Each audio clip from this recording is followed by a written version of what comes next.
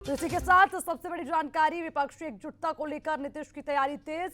दिल्ली में तमाम बड़े सियासी नेताओं से मुलाकात की और सीताराम येचुरी, अरविंद केजरीवाल से मुलाकात की गई। आज शाम ओपी चौटाला से भी मुलाकात करेंगे। शरद पवार, अखिलेश यादव से भी मुलाकात हो सकती है।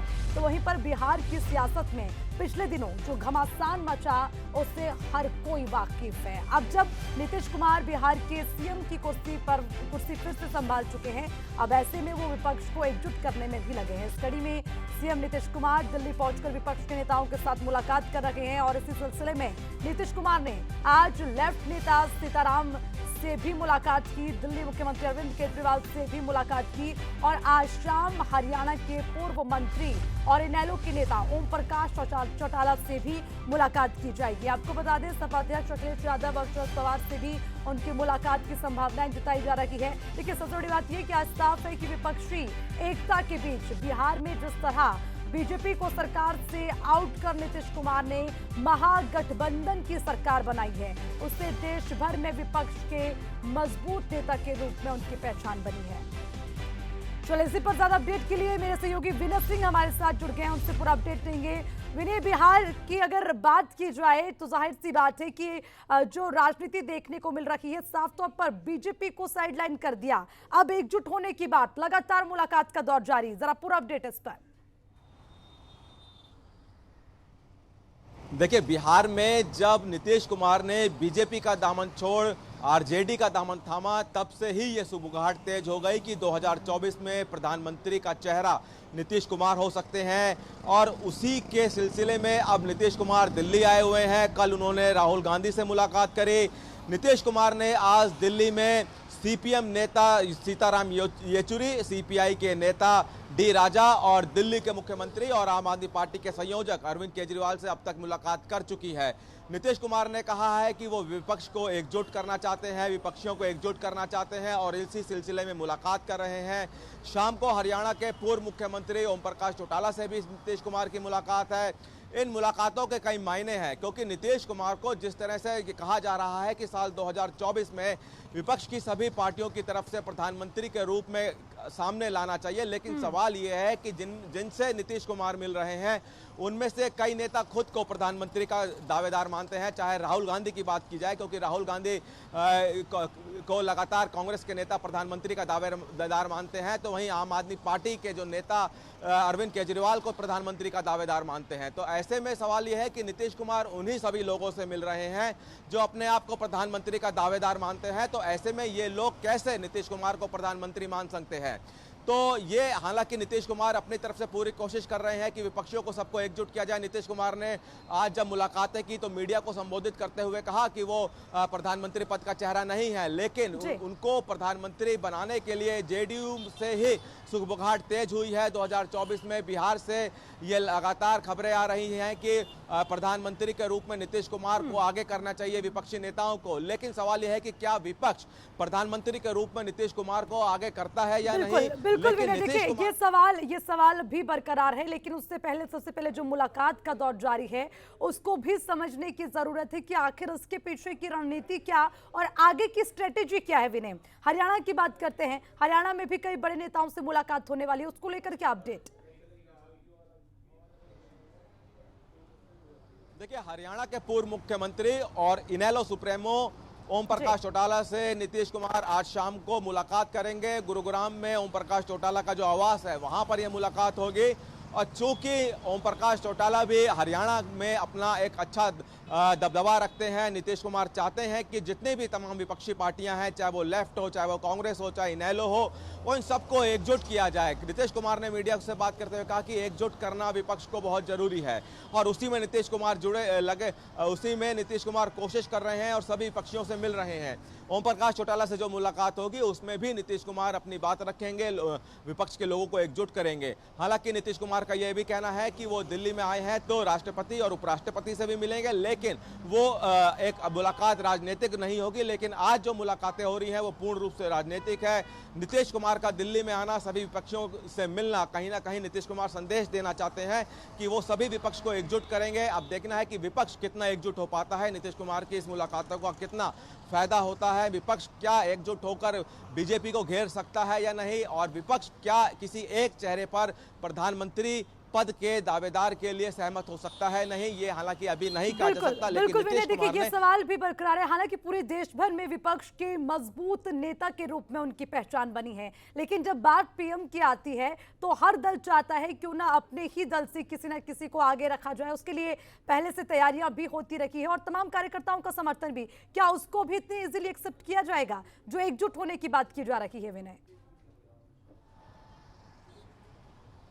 देखिए वही सवाल बार बार हो रहा है कि क्या विपक्ष एकजुट होता है या नहीं, क्योंकि अगर टीएमसी यानी कि तृणमूल कांग्रेस की बात करें तो टीएमसी अध्यक्ष ममता बनर्जी भी अपने आप को पीएम चेहरा बताती हैं, तो वहीं राहुल गांधी भी अपने आप को पीएम चेहरा बताते हैं।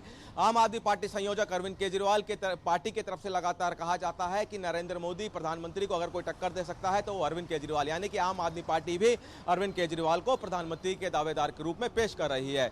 अब सवाल ये है कि जब इतने सारे दावेदार हैं प्रधानमंत्री पद के लिए तो क्या वो एकजुट होंगे या नहीं। नीतीश कुमार जो मेहनत कर रहे हैं, क्या विपक्ष किसी मुद्दे पर यानी कि प्रधानमंत्री पद के दावेदारी को लेकर एकजुट होगा या नहीं, ये देखना होगा। किसी एक मुद्दे या किसी एक चर्चा को लेकर बशर्ते विपक्ष एक साथ आ सकता है, लेकिन जब बात आती है प्रधानमंत्री पद के दावेदार के लिए तो हर कोई नेता अपनी पार्टी के अध्यक्ष को प्रधानमंत्री देखना चाहता है। इसलिए टीएमसी के नेता ममता बनर्जी को प्रधानमंत्री देखना चाहेंगे। ये जो मुलाकात का दौर है इसको समझना भी जरूरी होगा और इसके पीछे की स्ट्रेटेजी क्या है और ये स्ट्रेटेजी आगे किस रूप में उभरती है वो भी समझने वाली बात होगी। ठीक है विनय, शुक्रिया आपका तमाम जानकारी के लिए। खबरों में बढ़ेंगे आगे। इनेलो नेता अभय चौटाला 25 सितंबर को स्वर्गीय चौधरी देवीलाल जयंती को लेकर लगातार तैयारी कर रहे हैं। आपको बता दें फतेहाबाद में होने वाली रैली का न्योता देने के लिए प्रदेश के हर जिले का दौरा किया जा रहा है और कार्यकर्ताओं को ज्यादा से ज्यादा रैली में पहुंचने का आह्वान किया जा रहा है। देखिए रिपोर्ट।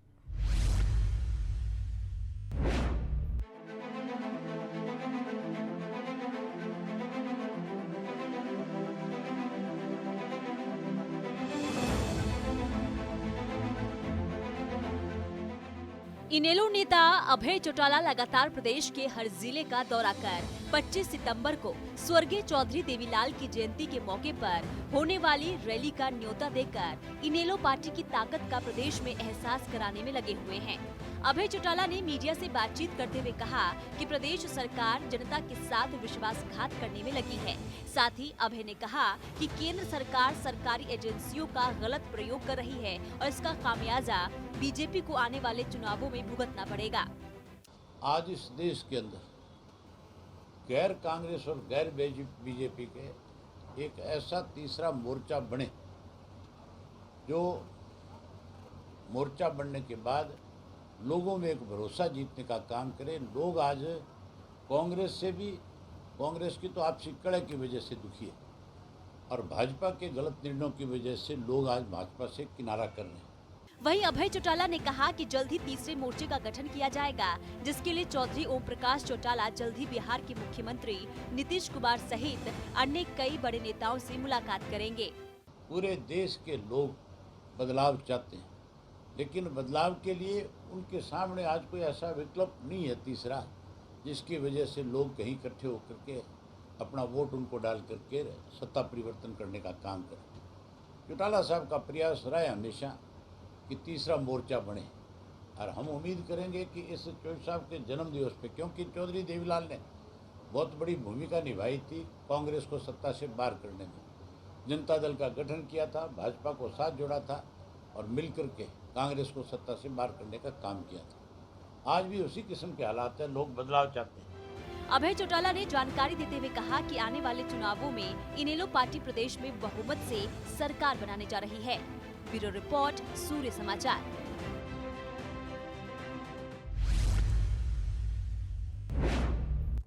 खबरों में बढ़ेंगे आगे। इसी बीच एक और बड़ी खबर आपको बता दें, लोकसभा चुनाव की तैयारियों को लेकर बीजेपी की बैठक आज। बीजेपी अध्यक्ष जेपी नड्डा और केंद्रीय मंत्री शामिल होंगे। केंद्रीय गृह मंत्री अमित शाह भी इस बैठक में मौजूद रहेंगे। बैठक में आगे की रणनीति पर मंथन किया जाएगा। बीजेपी मुख्यालय में आज शाम को ये बैठक होगी जिसमें बीजेपी के तमाम बड़े नेता होंगे। और सबसे बड़ी बात यह कि अब चुनावी माहौल को देखते हुए लोकसभा चुनाव को लेकर भी तैयारियां पहले से हैं। हालांकि बीजेपी ये दावा करती है कि हमेशा से ही बीजेपी एक्शन मोड में रहती है, फिर चाहे चुनाव हो या चुनाव ना हो। लेकिन इस बार लोकसभा चुनाव को लेकर भी तैयारियां जोरों पे हैं। मुख्यालय में आज शाम बीजेपी की ये अहम बैठक होनी है जिसमें आगे की रणनीति पर चर्चा होगी। चलिए, इसी पर ज्यादा जानकारी के लिए मेरे सहयोगी विनय हमारे साथ जुड़ गए हैं, उनसे पूरा अपडेट लेंगे। विनय, बीजेपी हमेशा एक्शन मोड में रहती है, आज बीजेपी मुख्यालय में भी बैठक होगी, जरा बताएं क्या इस बैठक के मायने, कितनी महत्वपूर्ण होगी बैठक? देखिए, शाम को 4:30 बजे दिल्ली में बीजेपी हेडक्वार्टर में ये बैठक होनी है। बीजेपी राष्ट्रीय अध्यक्ष जेपी नड्डा इस बैठक को लेंगे, गृह मंत्री अमित शाह भी इस बैठक में रहेंगे। और क्योंकि ये बैठक साल 2024 के होने वाले लोकसभा चुनावों को मद्देनजर बुलाई गई है, तो इसी में क्योंकि बीजेपी ने हर लोकसभा के लिए क्लस्टर बनाए हैं और अलग अलग क्लस्टर के लिए अलग अलग इंचार्ज भी बनाए गए हैं, तो ऐसे में जो क्लस्टर के इंचार्ज हैं जिनमें कई मंत्री भी शामिल हैं, वो भी इस बैठक में रहेंगे। अब चूंकि 2024 लोकसभा चुनाव पर बीजेपी की नजर है, हालांकि कई राज्यों में विधानसभा चुनाव भी है, लेकिन उनकी तैयारियों के साथ साथ बीजेपी लोकसभा 2024 चुनाव की भी तैयारियों में जुट गई है। आज जो बैठक होने वाली है, चूंकि इसमें क्लस्टर से अलग जाएगा, फीडबैक लिया जाएगा, लोकसभा में बीजेपी किस स्थिति में है इसके बारे में जाना चाहेगा, और जिन लोकसभा सीटों बीजेपी के सांसद हैं उनकी रिपोर्ट, उनका फीडबैक, ये तमाम जानकारियां यहाँ पे जेपी नड्डा जो कि राष्ट्रीय अध्यक्ष है वो जुटाएंगे। अमित, ठीक है विनय, आप नजर बनाए रखिएगा, शुक्रिया तमाम जानकारी के लिए।